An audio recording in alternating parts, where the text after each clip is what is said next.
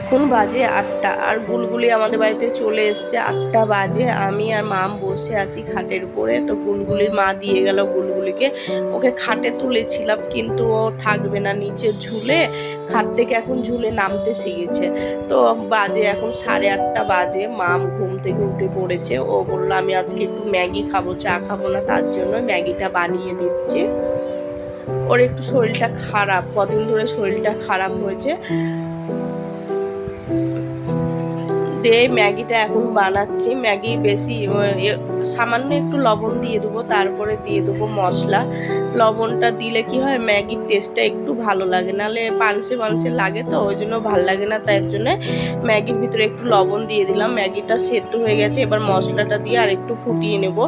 বেশি ঝোলও থাকবে না, বেশি মানে ইয়েও করবো না, একটু রসা রসা থাকবে, তাহলে বেশ ভালো লাগবে। তো ম্যাগিটা এইদিকে ফুটতে থাক, আমি ওইদিকে জলের জারটা, জল দিতে আসবে, জলের জারটা গুছিয়ে নিই।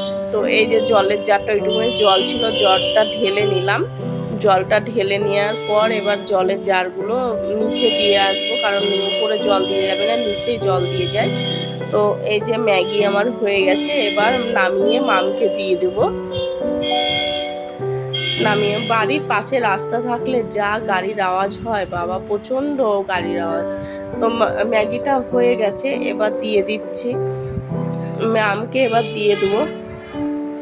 মাম ঘরে শুয়ে আছে, যাই মামকে দিয়ে আসি। আর গুলগুলি বাড়ি চলে গেছে, ওর মা খাওয়াবে বলে নিয়ে গেছে, আবার মনে পরে দিয়ে যাবে। এই যে এবার এতটা ম্যাগি দেখে মাম কেমন করে দেখো, আমি এতটা ম্যাগি খাবো না, কত ম্যাগি দিয়েছি। ওই যে বললাম ঠিক আছে, বলে না এত ম্যাগি ঠিক নেই, ওই যে কেমন করছে। ওর খাবার দেখলে খুব কষ্ট লাগে খেতে। তো ওই যে খেতে লেগেছে, আমি বলছি এটা এটা আমার chocolate dark, 55% dark, sugar free. তাই ওইটা ওকে দেখাচ্ছে, বলছে সুগার ফ্রি আমি খাবো না, তাই বলে। আর আজকে বেশি কিছু রান্না করব না, আলু সেদ্ধ করব, উচ্ছে ভাজা করব, ডিম ভাজা করব, আর দেখি টমেটো ধনেপাতা দিয়ে ডাল করব।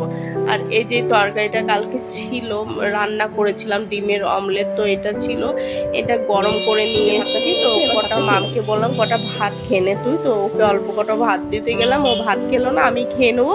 আর আজকে প্রচুর জামা কাপড় কেচেছি, এত সুন্দর রোদ দিয়েছে আর তেমন হাওয়া দিচ্ছে, এত আমের মুকুল এসেছে গাছে, এবার দেখতে কি ভালো লাগছে। আর এই যে আমার স্ট্রবেরি গাছে ফুল হয়েছে, ছোট্ট ছোট্ট স্ট্রবেরিও হয়েছে।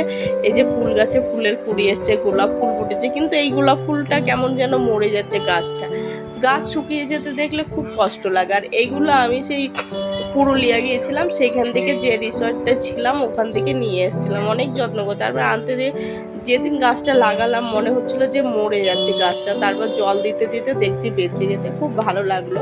তো এই যে আলমারিটা গুছাচ্ছিলাম আমি, আলমারি গুছানো হয়ে গেছে পুরো, তাই আপনাদেরকে দেখিয়ে দিলাম। আর এই যে বক্সগুলো বানিয়েছিলাম, বক্সের মধ্যে আমি কুর্তি আর প্যান্টগুলো যেগুলো প্রতিদিন লাগে ডেলি ইউজের জিনিসগুলো, সেইগুলো আলাদা করে রাখলাম। আর এই যে টমেটো ডাল সেদ্ধ করে নিয়েছি, এবার ফোড়ন দিয়ে নেবো। আর আলুটা প্রেসার কুকারেই সেদ্ধ করে নেবো, প্রেসার কুকারে সেদ্ধ করলে বেশ ভালো হয়, আলুটা গলে ভালো, মাখার সময় অতটা অসুবিধা হয় না। তো ডালে আমি ফোড়ন দিয়ে দিয়েছি, সর্ষে আর শুকনো লঙ্কা ফোড়ন দিলাম, আর ধনেপাতা আর টমেটো, আর কিচ্ছু দিইনি। এই ডালটা খেতে খুব ভালো লাগে গরমের সময়।